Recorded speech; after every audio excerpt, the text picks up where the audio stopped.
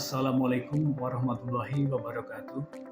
Perkenalkan, saya Sudarso, sarjana teknik, magister teknik. Saat ini saya aktif menjadi dosen tetap di Teknik Sipil Universitas Sunan Giri, Surabaya. Saya diangkat menjadi dosen tetap sejak tahun 2021. Saya mengampu mata kuliah struktur beton. Dari mata kuliah ini, mahasiswa diharapkan mampu menunjukkan kinerja mandiri, bermutu, dan terukur. Juga mahasiswa mampu mengidentifikasi, merumuskan, menganalisis, dan menyelesaikan permasalahan dalam bidang teknik sipil. Berikut saya akan menyampaikan pembelajaran materi struktur beton di pertemuan kedua.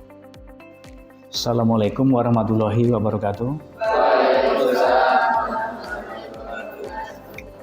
Baik, ini kita materi struktur beton ya. Kita pertemuan yang kedua, yang mana sebelumnya kita bahas termasuk kontrak kuliah, ya. Nanti materi-materi apa yang kita pelajari di mata kuliah ini ya sebelumnya kemarin. Saat ini kita bahas untuk yang materi berikutnya ini, pertemuan kedua. Yang mana struktur beton ini mengalami sifat mekanis ya, sifat mekanis beton ya, sama dengan pertemuan materi mata kuliah mekanis ya, atau analisa struktur atau mekanika teknik ya, atau kalau di kita statis tertentu ya, sudah statis tertentu, statis tak tentu. Nah, setelah itu kita melanjutkan dengan sifat mekanis ini. Sebenarnya dulu namanya mekanika teknik ya, ini merupakan kelanjutannya.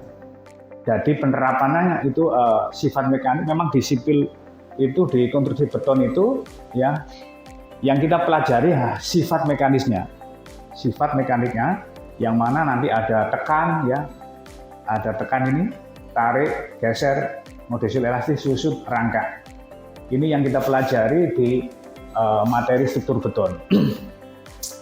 Ya sebenarnya beton mengalami gaya ini ya, yang mana tekan tarik itu ada materi-materi sebelumnya ya, statis tertentu kemarin dasarnya ke sini ya arahnya nanti ya, termasuk menghitung momen momen kemarin sudah ya, menghitung mata kuliah itu ya, menghitung momen nanti momen itu arahnya ke sini nanti, arahnya sini ya, tekan tarik geser ini, modulus elastis, susut, rangka. Nah, sifat-sifat inilah yang kita pelajari di struktur beton yang pertama ini. Selanjutnya saya kira untuk modulus elastis juga, squat geser juga ada di mekanika bahan ya. Sudah kan? Nah, rumus-rumus itu diterapkan di sini, diaplikasikan di sini. Nah, mekanika bahan dulu itu kan dasarnya ya di SMA, fisika tegangan ya, yang dari SMA tegangan, diterapkan mekanika bahan. Setelah itu dibawa ke aplikasinya beton. Nanti sampai menghadapi beton itu secara nyata. Jadi nanti di lab, diuji, nanti ada praktikum beton ini. Ya termasuk ujinya ya tekan, tarik, geser, modulus elastis ini diuji di lab kita nanti ya.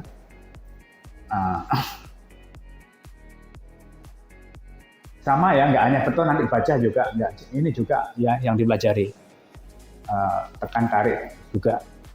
Tapi berbeda ya karena kita di sini beton. Oke, kita lanjut.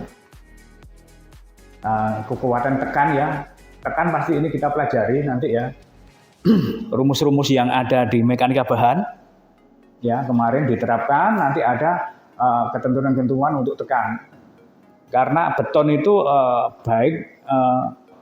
bagus menerima dalam hal tekan, tapi jelek dalam tarik ya, karena itu tekan harus kita kuasai nanti, termasuk rumus-rumus perhitungannya, analisa perhitungannya. Ya sama ya, kayak ini teori ini standar-standar untuk yang diterapkan pada kekuatan tekan beton itu. Termasuk ini nanti di lab ya, diuji nanti di lab, yang mana ketentuannya seperti ini ya, diameternya pakai apa ya, pakai berapa hari standarnya untuk beton tekan 28 hari ya. Ini nanti kita lakukan praktikum di lab. Selanjutnya tarik ya, kekuatan tarik ya sama ya kayak di statis tertentu ya. Nah, ini kemarin ya, ini kan. Nah, ini diterapkan ke tarik, kita hitung tariknya. Karena ngalami gaya ini loh, kan sudah nih. Nah, ini ada geser ya. Ada tarik ya. Salah satu di sini tarik ya. Sama kayak beton ya, bahan, mekanika bahan, karena bahannya di sini beton, maka kita analisa beton, ditarik ke sana, ke sini. Dan ini nanti harus memenuhi standar yang ditentukan. Ada parameter yang ditentukan untuk tariknya. Nggak boleh melanggar ketentuan yang ditentukan, termasuk perhitungannya nanti. Nanti ada perhitungan-perhitungan di pertemuan yang akan datang. Ya, kita lanjut. Salah satunya geser. Nanti ya, ini juga kita hitung ya, berapa gesernya. Ada rumus-rumusnya yang kita pelajari geser ya.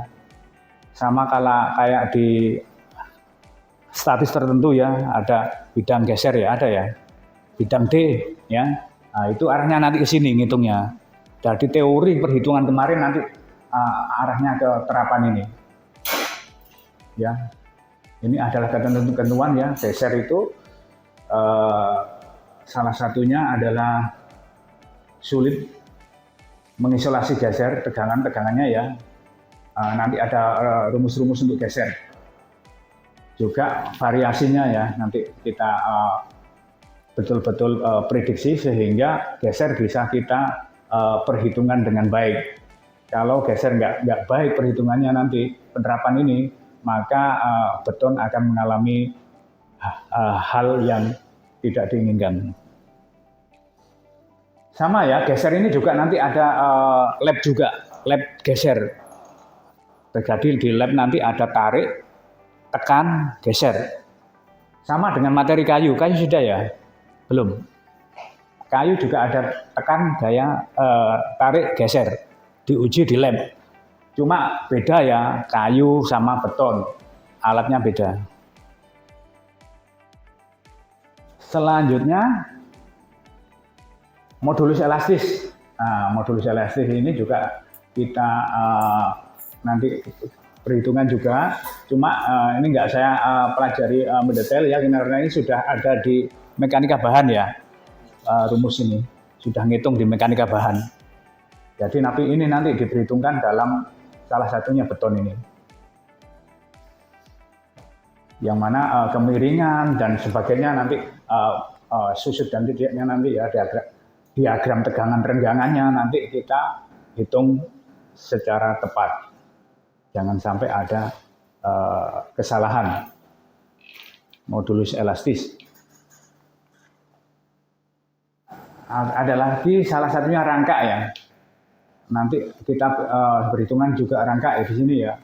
Rangka itu sifat beton mengalami perubahan bentuk atau deformasi permanen ya akibat beban tetap yang bekerja. Artinya beton karena mengalami tekanan tadi gaya, maka dia akan berubah bentuk. Nah, bentuknya ini jangan sampai mempengaruhi strukturnya. Jangan sampai mengalami perhitungan mekanikanya. Karena itu rangka harus diperhitungkan. Ya, nanti ada ketentuan di materi selanjutnya. Salah satu adalah deformasi ya. Selanjutnya deformasi rangka. Ini sebanding dengan besarnya yang ditahan 5 dan juga jangka waktu pembebanan ini juga harus diperhatikan sekali ya untuk rangka tadi. Ada ketentuan-ketentuannya. Pada umumnya rangka tidak mengakibatkan dampak langsung terhadap kekuatan struktur, tetapi akan mengakibatkan timbulnya restribusi tegangan. Kemudian mengakibat peningkatan lendutan atau defleksi ya. Jadi nanti analisa struktur 2 kayaknya ada defleksi juga ya. Statis tak tentu ya. Ya, materi ini ya sebenarnya itu dari rangka ya. Artinya memang dampaknya tidak langsung, tapi dampaknya terhadap itu ya akan menghadapi retribusi tegangan. Jadi dampaknya ke tegangannya tadi, tegangan yang awal rumus tadi loh. Untuk rangka ini dampaknya ke tegangan, retribusi tegangan. Ya, selanjutnya susut ya sama ya, cuma beda ya di sini. Susut beton ini perubahan volume beton ya, tidak berhubungan dengan beban ya, cuma perubahan bentuknya ya. Ini juga nanti kita perhitungkan ya, ada laju perubahannya, termasuk berkurangan terhadap waktu karena beton semakin berumur akan semakin tahan tegangan, semakin sedikit mengalami susut. Ini laju perubahannya, termasuk jenis susutnya ya, ada susut plastis dan susut pengeringan. Plastis ya, artinya bukan elastis tapi plastis. Ya, kalau ada plastis ada susut elastis ya, cuma di sini itu cenderung susut plastis. Susut plastis terjadi beberapa jam setelah beton dicor ke dalam cetakan. Biasanya ini ya, setelah kita lakukan pengecoran nanti ada susut plastisnya.